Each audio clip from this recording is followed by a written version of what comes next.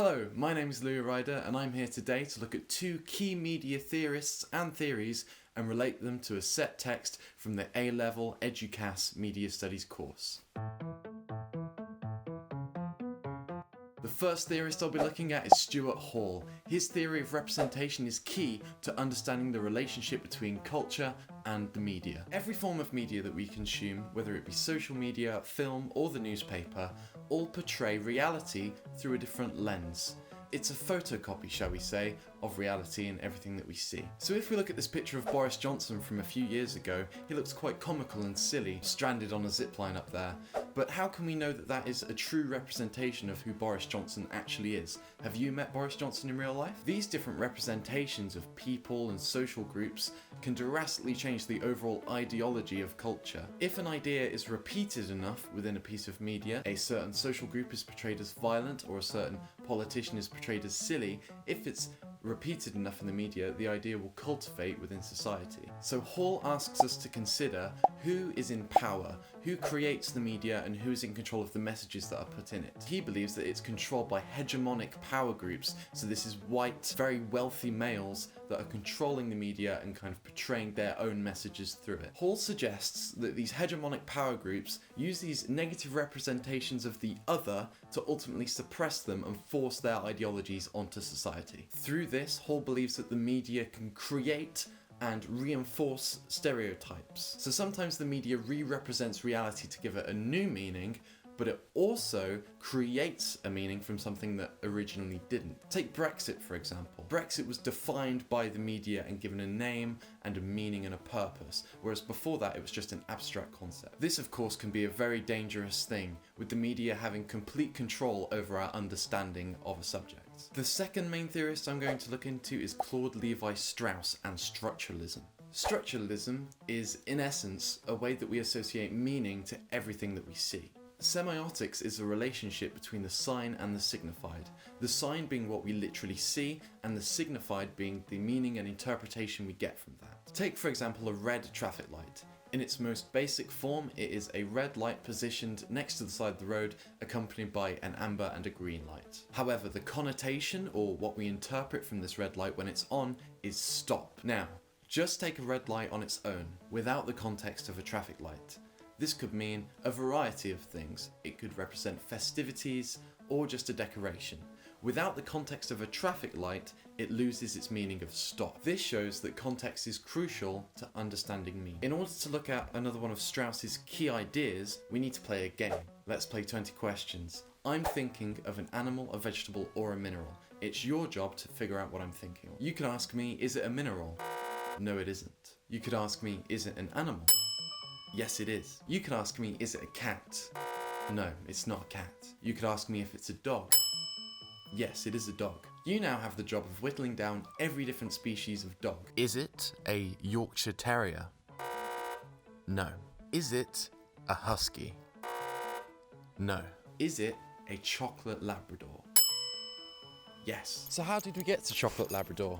Well, we asked questions, slowly whittling away what it isn't. A chocolate Labrador is only a chocolate Labrador because it isn't, say, a golden Labrador or a dachshund. This contrast allows the individual object to have its own meaning and significance. We can apply this theory to media analysis by looking at something called binary opposites. Binary opposites are the relationship between two contrasting things in a text. These binary opposites can be anything from character traits being good or bad, to wealth and poverty, to different levels of social class. These contrasts bring out the meanings within the text. For example, we wouldn't understand the heroism of a hero character if there wasn't an evil bad guy to contrast them against. So how can I apply these theories to a media text?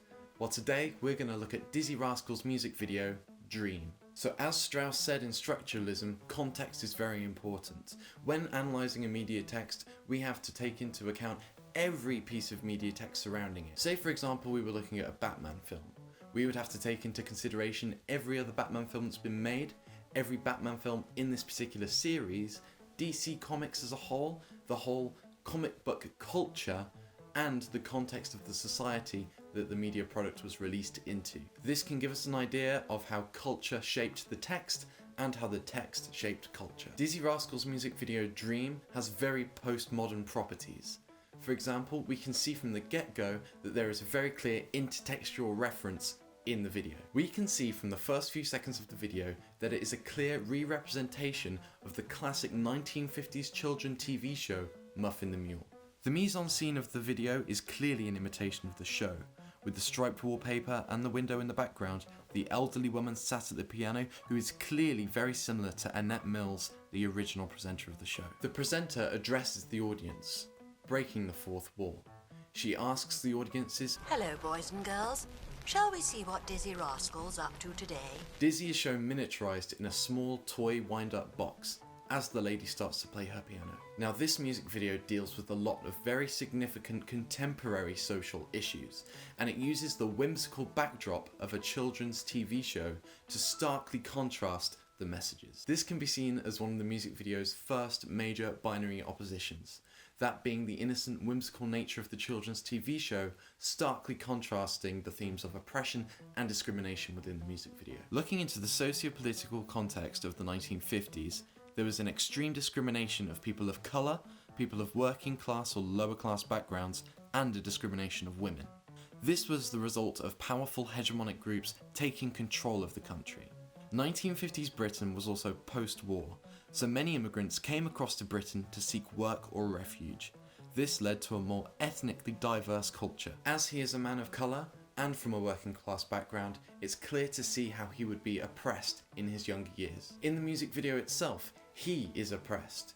He is taking the place of what would be the mule in the children's TV show, and he is clearly looked down upon by the larger lady who talks in a demeaning voice down to him. There is a clear class, wealth and race divide between the presenter and Dizzie. The lady is white and seemingly wealthy as she plays a large piano in a well-kept house. She is also incredibly well spoken, having received pronunciation. Women in the 1950s were typically discriminated against.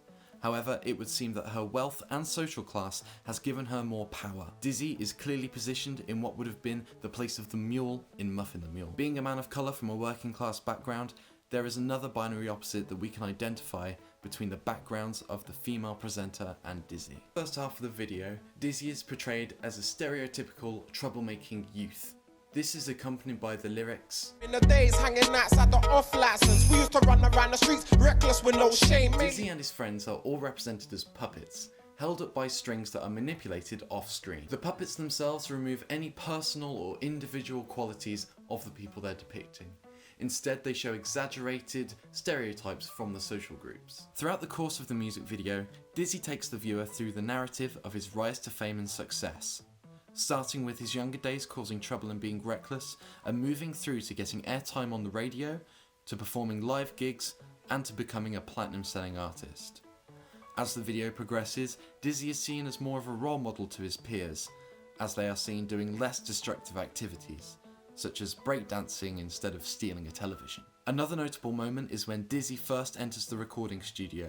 Outside the window of the studio, a policeman is banging on the window, unable to get in. This could represent how Dizzie's rise to fame and creative output gave him more of a power against the oppressive authorities. Thank you for watching. I've been Louis Ryder. I look forward to our conversation where we can discuss my overall theory knowledge as a whole. I've been really looking into it over the past 6 weeks, and I hope that you can really kind of gather that I've put a lot of effort into it. So I look forward to our conversation later on.